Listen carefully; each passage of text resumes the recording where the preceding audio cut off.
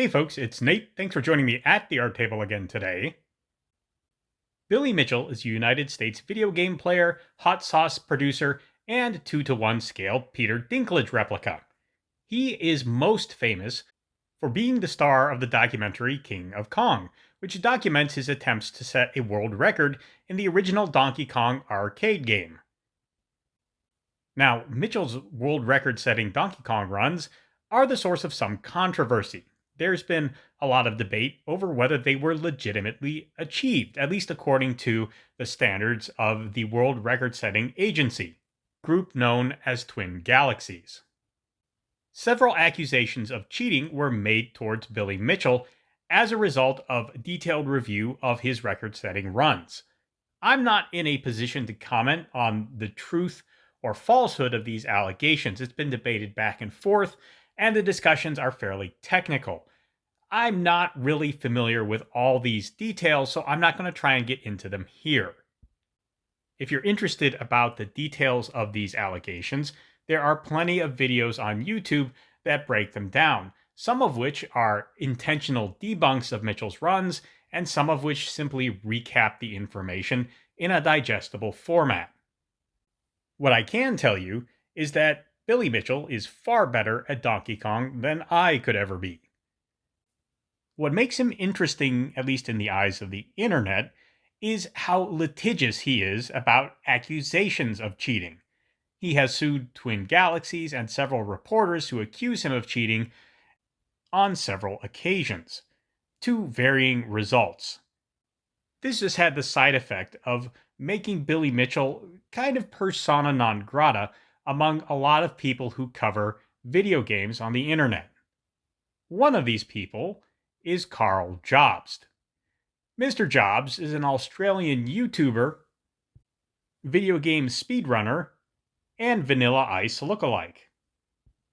In addition to setting several speedrunning records of his own, Carl Jobst has become something of a games journalist, focusing particularly on cheating in speedrunning circles. And as you might imagine, a person like Billy Mitchell was something of a hobby horse for Carl.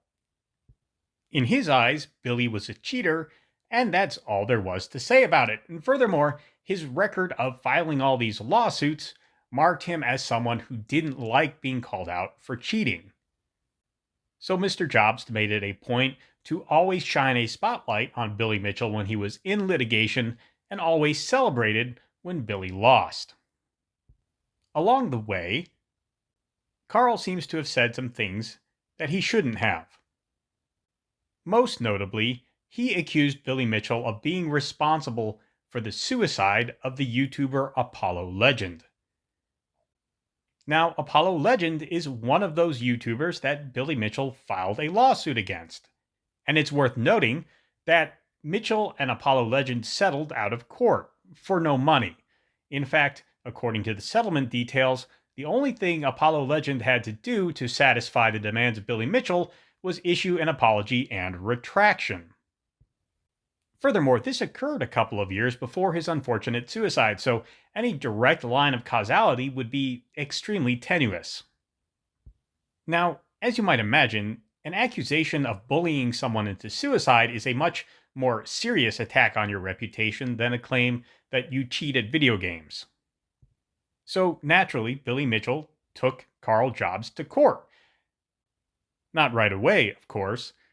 Jobst was offered several opportunities to retract his statements, but he didn't, and in fact he doubled down, insisting that he was factually correct, and Mitchell took him to court. The problem was, there was a very well-detailed settlement agreement that Mitchell was able to produce in order to prove his case in court.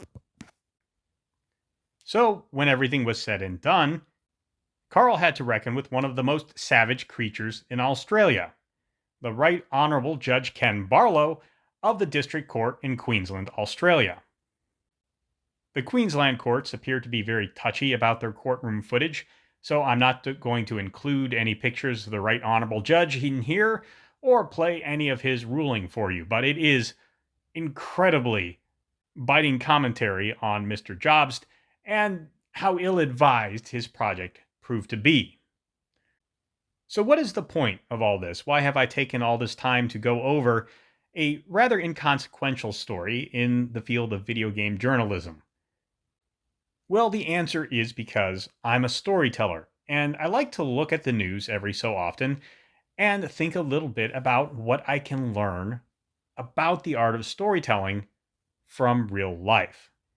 And I think Carl is a great example of something that storytellers used to understand very clearly, but has since become very badly distorted. There is an old nostrum that goes around storytelling circles that says every villain is the hero of their own story.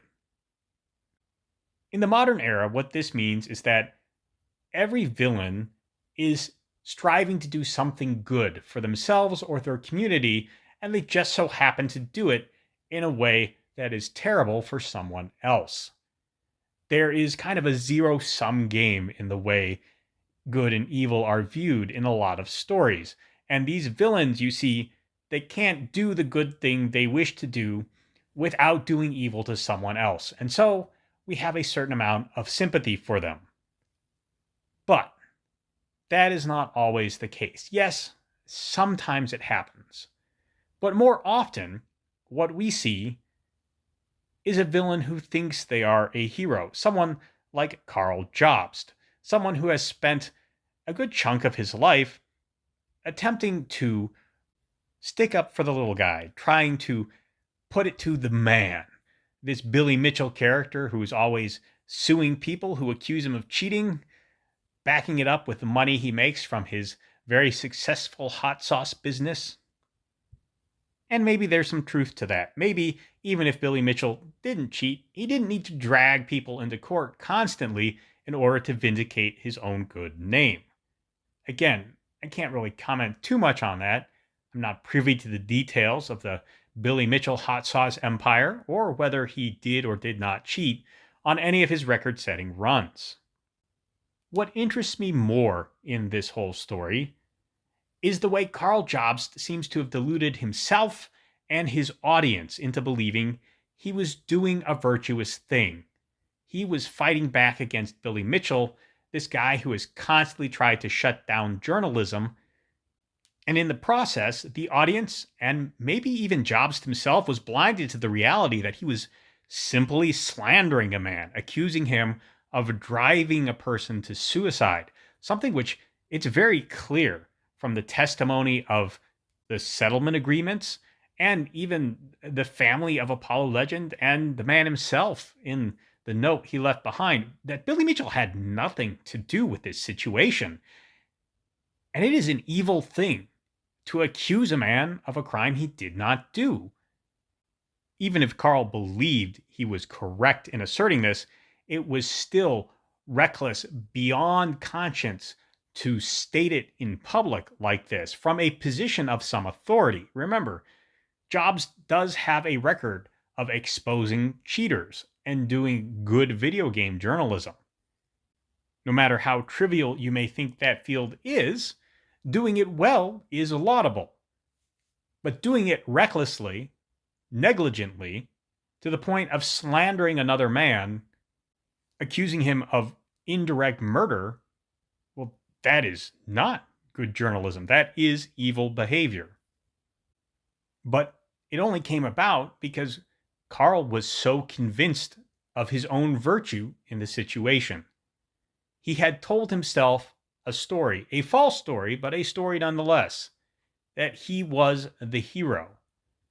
And by deluding himself in this way, all the evils that he did to Billy Mitchell became possible, or at least permissible, in his own mind. We don't see villains constructed in that way anymore. And that's kind of disappointing because this is a very powerful and insightful way to construct the villain of a story. It speaks to a certain kind of hubris, a certain kind of crusading moralism that doesn't take into account its own excesses. It's an archetype that I think is sorely missing in modern fiction, and one that is well worth considering if you are setting out to tell a story, especially one in the modern day where information is plentiful, but wisdom is rare. Perhaps if Mr. Jobst had heard such a story, he would have thought twice before doubling down on his very reckless accusations against Billy Mitchell. Then again, maybe not. Then again, maybe not. Let me know what you think down in the comments below. If you'd like to support what I do here, you can check out the link down there for Have Spell Will Travel, a collection of 4 short stories and 4 novellas chronicling the adventures of one Roy Harper, a mercenary in a West that never was. If that doesn't sound like your cup of tea, you could always just leave a like or subscribe, so you'll be back here for the next video. Until then, I'll talk to you later.